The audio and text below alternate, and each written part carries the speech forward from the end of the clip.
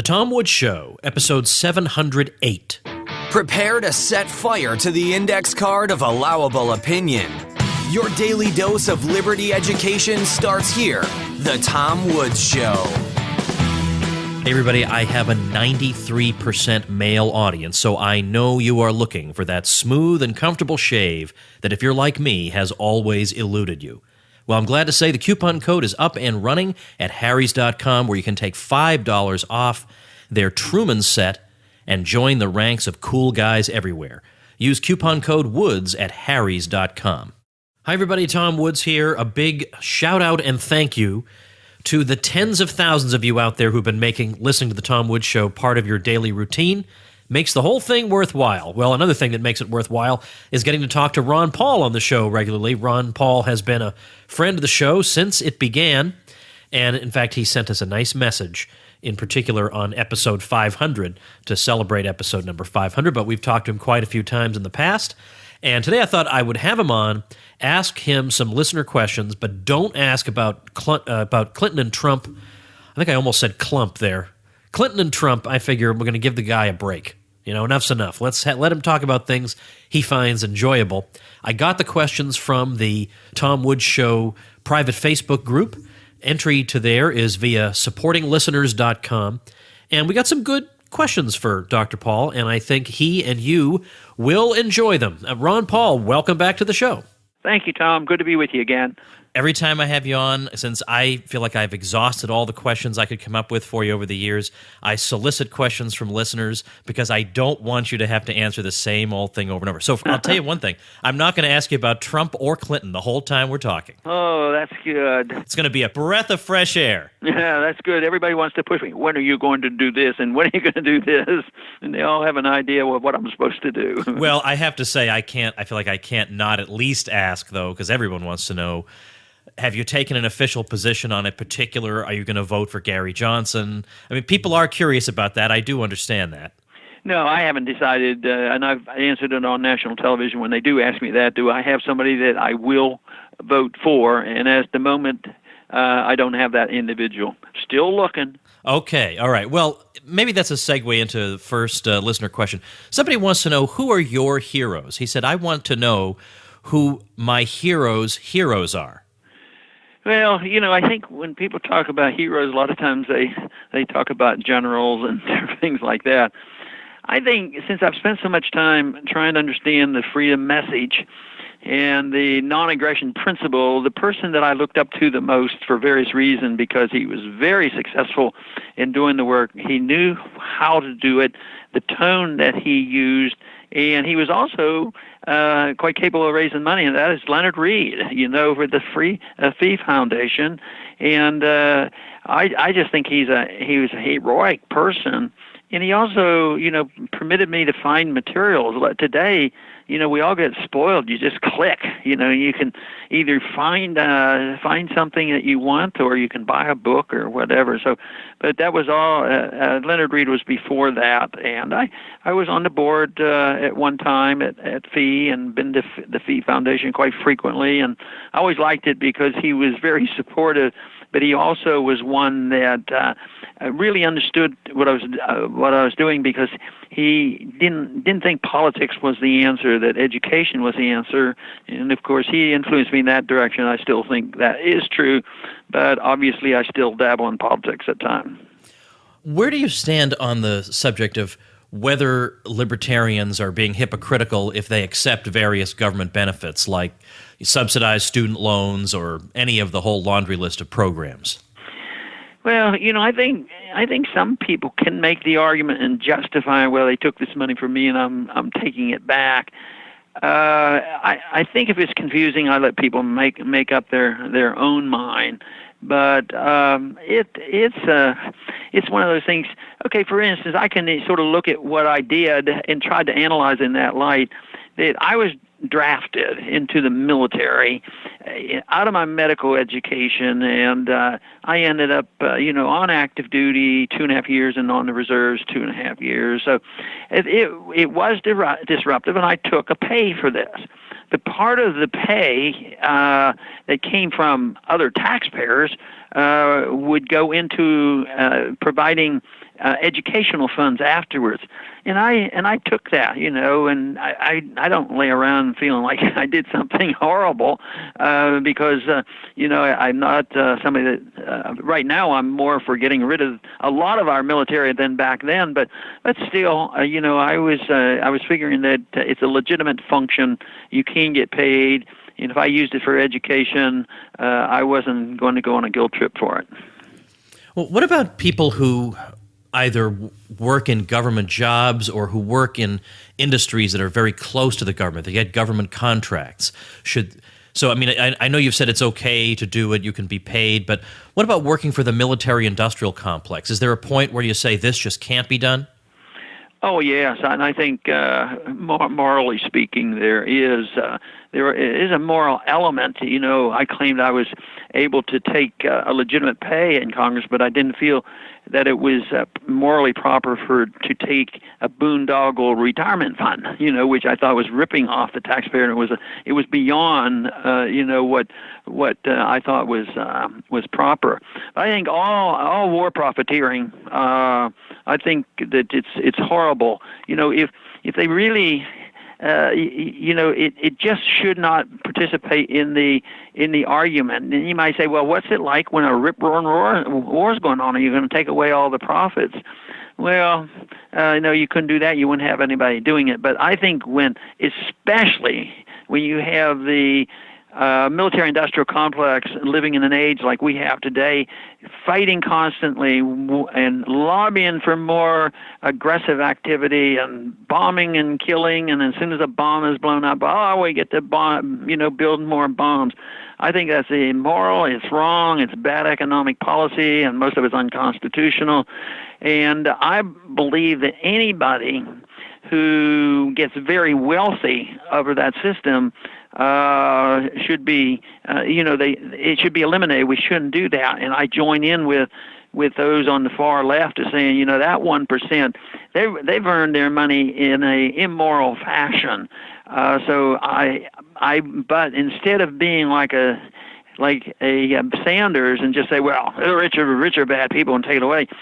If you can, you should work very hard to make sure that if a person is producing a product, if they're making a computer for you, and they haven't, been working for the government and they're rich because the consumer voted them rich by us buying the product, I think that's entirely different for them to be wealthy. So I have no objection to wealthy people if it's honestly earned, but I have a strong objection to it when they use the government or they get the bailouts from government, and there's so much corruption in the financial system, with the World Bank, IMF, and our Federal Reserve. I mean, it's all part of a globalist control of financial interests. But the good news is it's all going to fall apart, and we'll have to start from scratch pretty soon.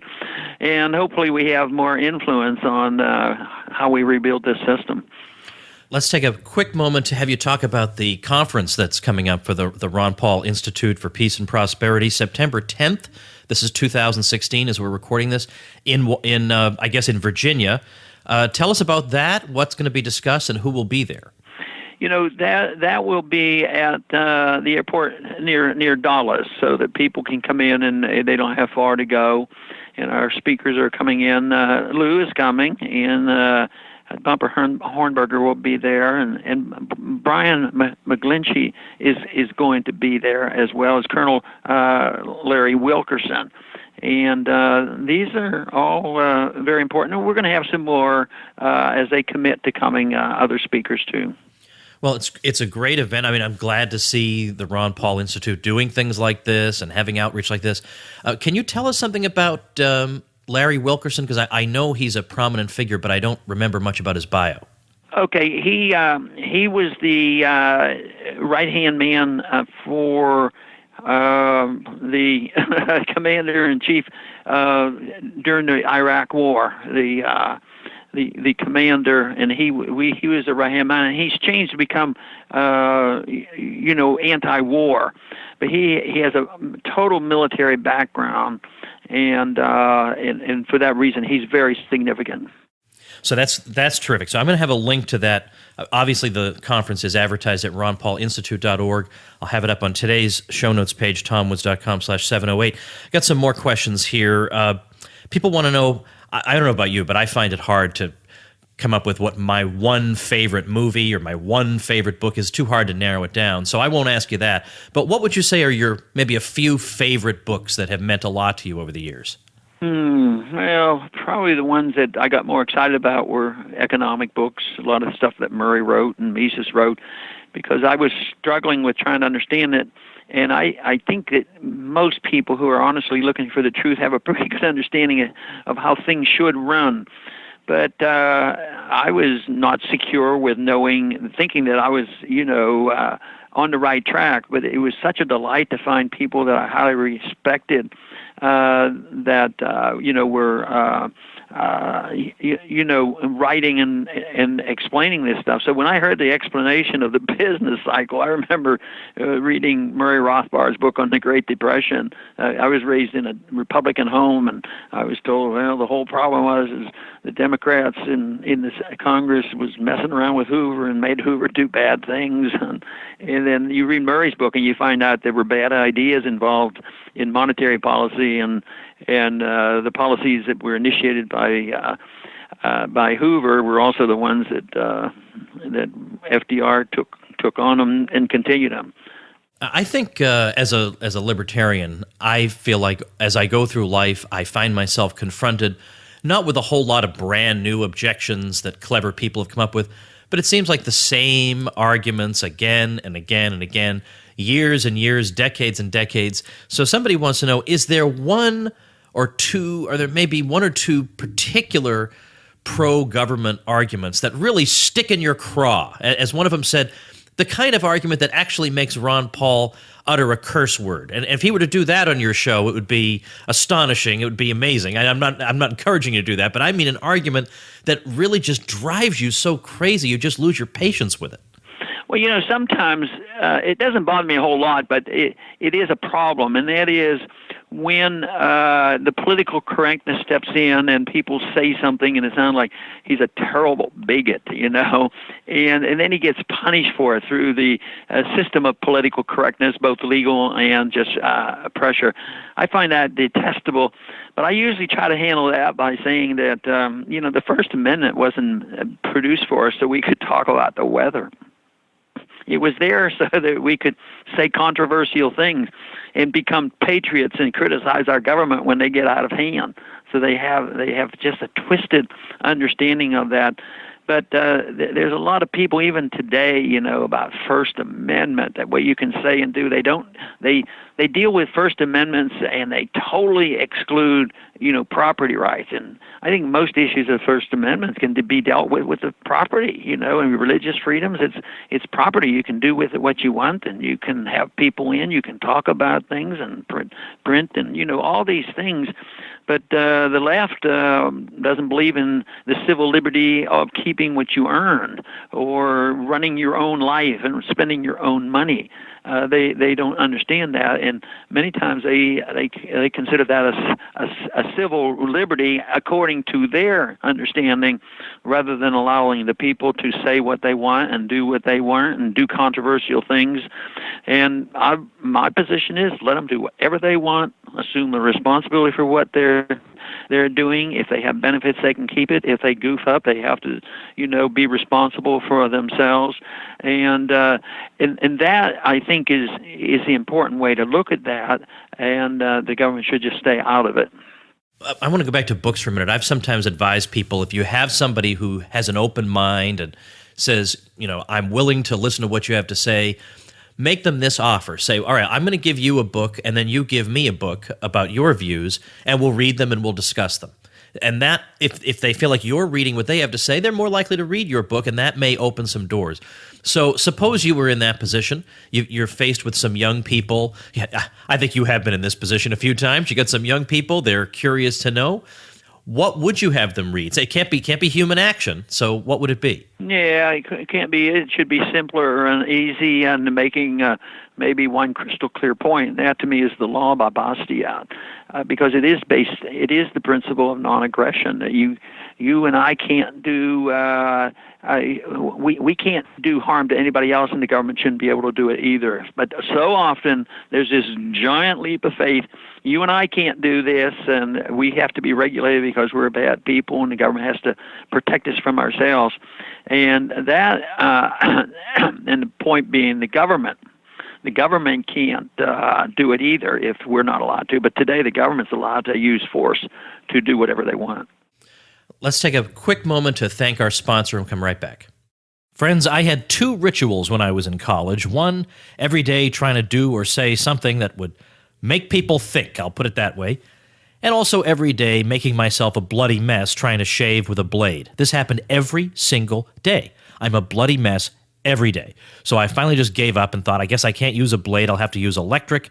And we all know, despite what those companies say, it's a crummy shave compared to what you could get with a blade, but it's better than being a bloody mess. But I am very happy to share with you my solution to this problem, which is Harry's.com, where I got their Truman set for just 15 smackers. I got the razor handle, the moisturizing shave cream, and 3 of Harry's 5-blade German-engineered razors. Plus, they're giving you guys a special deal. They'll give you $5 off your first purchase with promo code WOODS. So head on over to Harry's.com right now, look for the Truman set, and use promo code WOODS, and you'll get free shipping and 5 smackers off. I personally got the best shave I have ever gotten, and I bet you will too. Check it out at Harry's.com using coupon code WOODS. All right, I've got this question. How about from your career as a physician? Is there a particularly memorable episode or something that happened that you're fond of recalling? Like any story from that part of your life and career? No, I think it's just general, the satisfaction that I got. Sometimes you would be very tired if you had to get up at 2 in the morning and haven't only been in bed for 2 hours and thinking that you're going back to work and you're very, very tired. But I think the experience of that, because we made the commitment, I decided to go into OBGYN. Nobody forced me to it. But I think after you wake up and go and do your job and you get a new life into the world, and the mother and father are delighted, and it avoids all the discussions of unwanted pregnancies and all the other tragedies in the world, that new life still would elicit, a lot of positive things. And I was always amazed. This is probably as a individual and as a parent and grandparent, noticing that if there's a newborn that comes home, just a small baby or a baby that's 1 or 2 or 3 months, if they have some sibling there that might be 2 or 3 or 4 years old, they're so attracted to it, and they just have this natural instinct to be very positive. And I don't know if you experienced, but you certainly have had some experience with a few girls, so you may as well experience this where you saw the older siblings. And to me, that was part of medicine, that it was a joy. And it's frequently said, and this is a positive thing about OB, is that, when you get sick and you need help and you go and you have to have surgery, you hurt, and the best they can do is get you back to normal. But in OB, when things go well, which they generally do, they end up taking something home, and they give the doctor more credit than the doctor deserves. because, but the doctor gets identified with that. So most most OB doctors, when they take good care of their patients, are really well received, not only by the patients but by the families as well. And I still see this today. When I go around town, some people will stop and want to talk to me and say, you delivered me, and that was on the campaign trail. There was one story that I think I was in Idaho or someplace, and a woman that ran the large facility for the fund that we had, the gathering that we had. We had several thousand people, 3,000-4,000. But the woman that was running it said she wanted to talk to me afterwards. So they said, okay, we'll do this. So in the back, she came over, and she had something in her hand. She says, I want to know if you'll sign this. And it was it was her birth certificate. I had signed it, 25 years ago, and here she was running this thing. So I signed it again. I said, this is the only birth certificate that I've ever signed twice. So she was ecstatic about it. It was an interesting story and a break from some of the terrible things that happened in campaigning. Well, that even beats getting Greenspan's autograph on the old Ayn Rand newsletter. That's that's fantastic. All right, who do you think is carrying the torch for libertarianism into the future, bringing your message into the future? And that could be political or non-political. Oh, well, I think non-political and does a lot of hard work and promotes the cause and does a lot of writing. And I think his name is Tom Woods. He does a fantastic job. I appreciate that. Then we have a guy like Lou Rockwell. I've known him for a long, long time and wrote his first fundraising letter to get the Mises Institute started in the early 1980s.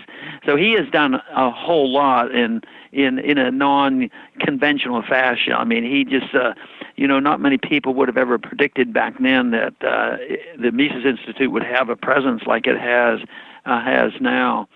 So, but I think there's a lot of people like that.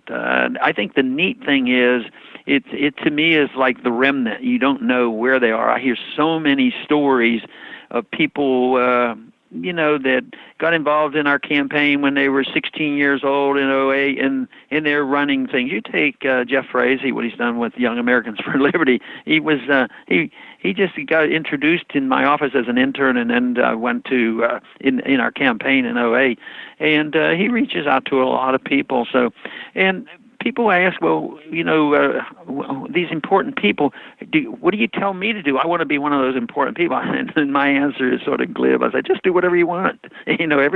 Everybody has to make a choice. And there's a bunch of them that make good choices. They just have to have a desire. Everybody has a role to play. No matter where you think you are on what your understanding is. If it's lack of understanding, and I felt like I experienced that in the 50s, that the college I attended didn't give me the answers, and especially throughout the 60s, along with studying medicine, it was when I became fascinated, with Austrian economics and the predictions made. And a guy came across Henry Hazlitt, an individual I know you're very much aware of, and as a matter of fact, I did something on our website this week about Henry Hazlitt, predicting about the IMF. He says the IMF is a total failure and terrible, and he was absolutely right. And now we have an IMF that's totally out of control now, but under the gun, because people are talking about, do we really need an IMF? Obviously, we don't need it, and the world would be better off if we didn't have it. All right, one other thing I just can't help asking. I won't mention the nominee's name so as to keep my pledge to you, but Bernie Sanders, we know, endorsed the Democratic nominee, which I knew he would, and I definitely knew he would when several weeks ago Paul Krugman predicted that he wouldn't. Then I knew for a fact he would. So I guess my question is, what do you think happened there? Do you think it was just a matter of he thinks that's the best thing to do? Do you think there was some funny business behind the scenes? And was there anything like that with you? I mean, were they trying to twist your arm in 2008 and 12? Oh, and 8 and 12, not really. I think they knew my answer. It was sort of like the lobbyist didn't come see me because, I was too bullheaded. I wouldn't, yield. So they didn't really bother me. And for Bernie, I think he's more in the pragmatic world. His views on foreign policy, the things we agreed on weren't as firm. I think he had a pragmatic viewpoint. The utilitarians and pragmatism allows, a lot of degrees, and sometimes the decision is made for purely political reasons, and he went longer and harder than most of these candidates will, and he had a tremendous following, but here those followers think that, well, we're not going to fade, we have to stay in our guns. But my guess is that he probably say, well, it's time. I can't win. I'm not going to be the nominee, but I'm going to join, and I'll have a better chance on, raising taxes and giving free stuff out, and if I'm part of the issue. But it will annoy the strong supporters, and I think the people who were most annoyed were the ones that were hoping that he wouldn't join for the military reasons, because he was, he came across a lot better than Hillary on warmongering, and I think there was some disappointment there. But I think he's a pragmatist, and I think that's what most everybody in Washington are like. You should have seen his Facebook page, which I checked out the day of the endorsement. It was just thousands and thousands and thousands of people just absolutely disillusioned and demoralized. They could not believe he had led them this far and started this movement and lit everything on fire and then walked away from it. They couldn't. They were saying, "You've betrayed us." They just unloaded on him. It was unbelievable. Well, I'm not surprised of both that he did it because of what I just said, and I'm not surprised that these supporters took that attitude. And I sort of sympathize with the supporters because I don't think I think somebody has to give the most crisp understanding of what we in the opposition believe in. So if we believe in the gold standard, we have to know what gold standard. Should it be an honest gold standard? Should it be a gold coin standard? What should it do? Oh no, we'll have a modified one. We'll have a gold reserve standard, and the American people won't be allowed to own the gold, and they go in. So no, we have to have people defending their position on principle. And they said, yeah, that's good for the academics, but not for the politicians. Well, they said you have to be pragmatic. You can't be one of these people that are so bullheaded that you won't even give in. But I just disagree with that. My goal was different. I was offered a lot if I played their ball game, and if my goal when I was elected in 1976 was to just stay there, work my way up, through seniority, raise money for the party, voted the way they wanted me to, I could have been the committee chairman. Then I could have done those things I really want to do, which is always the saying. Well, if I'm there, then I'll have a better position. But no, I had no interest in that whatsoever. To do it that way, I was trying to send a message about what these principles are all about. Well, I'm thrilled about your event that's coming up. I hope people will attend. It's 10 a.m. to 3 p.m. Saturday, September 10th. So it's not a huge commitment, but it's in, I guess, Northern Virginia with some great guests. And, of course, I assume naturally you yourself will be speaking. I'll be there. All right. So how can people not go? I'll have all the details at tomwoods.com/708. And Ron Paul, thanks for being a good sport, answering sometimes off the wall, but nevertheless interesting and penetrating questions. Okay, Tom. Good to be with you. All right, everybody. I want to let you know about a new blog you might want to check out. It's ancap308.com. ancap308.com.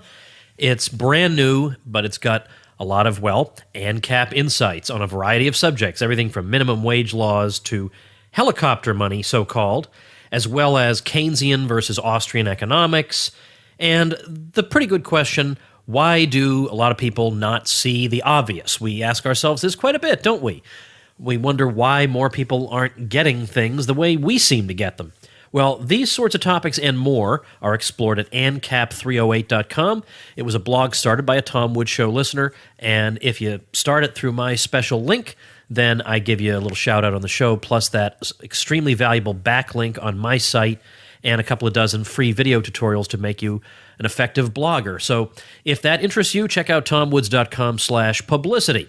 All right, tomorrow we're talking Libya, Syria, and the U.S. government and what it's been up to there and what the results have been. So very interesting. See you then.